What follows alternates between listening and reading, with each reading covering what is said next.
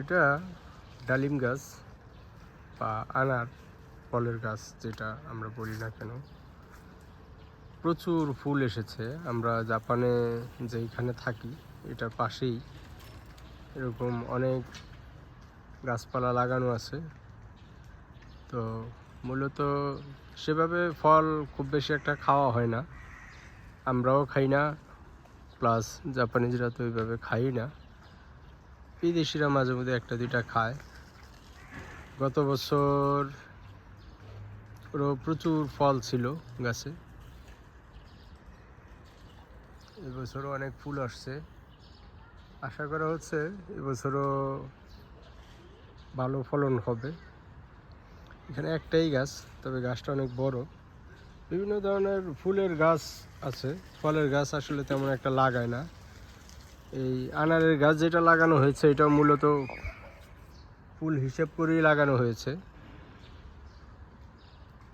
যেহেতু ফল তেমন একটা খাওয়া হয় না।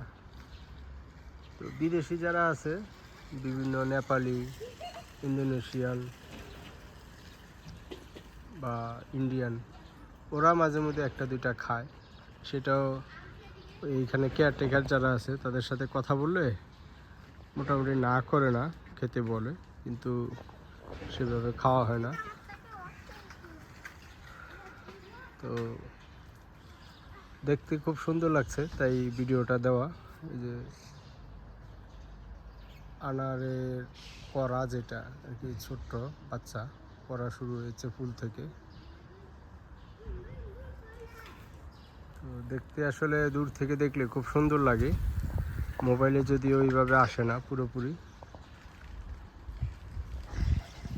জাপানে তো আসলে এখন জাপানিজরা তেমন একটা ফল ওইভাবে খায় না, বাজার থেকে কিনেই মূলত খায়। যাদের নিজের বাড়ি আছে তারা হয়তো বাড়ি থেকে সংগ্রহ করে। জাপানিজদের তো আসলে এখন সংখ্যা দিন দিন কমতেছে, যার কারণে বিদেশিদের প্রেশার অনেক বাড়তেছে। আমাদের জন্য জাপানটা অনেকটা কঠিন হয়ে যাচ্ছে দিন দিন। শুধু আমাদের জন্য না, বাংলাদেশিদের জন্য না, সব দেশের জন্যই। বর্তমান সরকার তো আরও হার্ড। আসলে তাদের কালচার তারা রক্ষা করার জন্য, তাদের ভাষা কালচার সেভ করার জন্য তারা সর্বোচ্চ চেষ্টাটা মূলত করে। তো আমরা বিদেশিরা যারা আছি, আমাদের মধ্যে তাদের কালচারটা আসলে পুরোপুরি প্র্যাকটিস হয় না ওইভাবে, এটাও একটা কারণ। তারপরে অর্থনৈতিকভাবে বিশ্বব্যাপী মন্দা, এটারও কিছুটা প্রভাব পড়েছে। সব মিলিয়ে সামনের দিনগুলো হয়তো আরও কঠিন হবে। তো যাই হোক, আমরা চ্যালেঞ্জ যতই হোক থাকতে তো হবে, আসছি যেহেতু। আবার অনেকে থেকে যাচ্ছে জাপানে, পাসপোর্ট নেওয়া বা নাগরিকত্ব নেওয়া, সেটাও আগে যতটা সহজ ছিল এখন কিছুটা কঠিন করছে।